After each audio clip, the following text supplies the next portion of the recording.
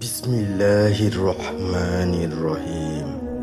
আল্লাহর নামে শুরু, যিনি পরম করুণাময় এবং অতি দয়ালু। আজকে শুনবেন সূরা আল বাকেরার প্রথম 10টি আয়াত, বাংলা অনুবাদ সহ। শুরু করা যাক দিনের আলো। আলিফ লাম মিম।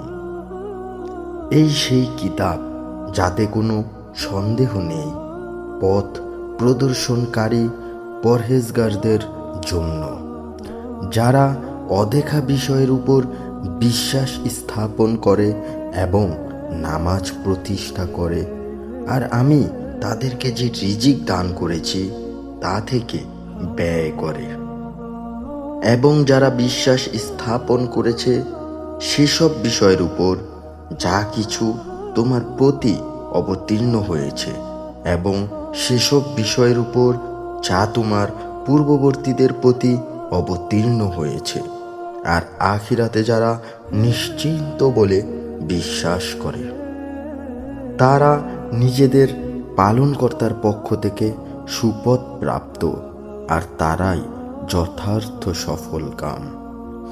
নিশ্চিতই যারা কাফের হয়েছে তাদেরকে আপনি ভয় প্রদর্শন করুন আর নাই করুন, তাতে কিছুই যায় আসে না, তারা ঈমান আনবে না।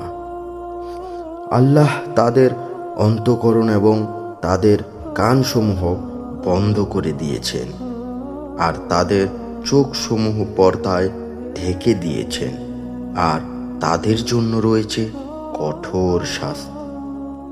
আর মানুষের মধ্যে কিছু লোক এমন রয়েছে যারা বলে, আমরা আল্লাহ ও পরকালের প্রতি ঈমান এনেছি, অথচ আদৌ তারা ঈমানদার নয়।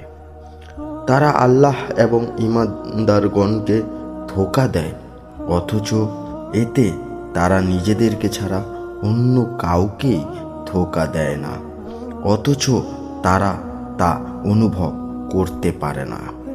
তাদের অনন্তকরণ ব্যাধিগ্রস্ত, আর আল্লাহ তাদের ব্যাধি আরও বাড়িয়ে দিয়েছেন।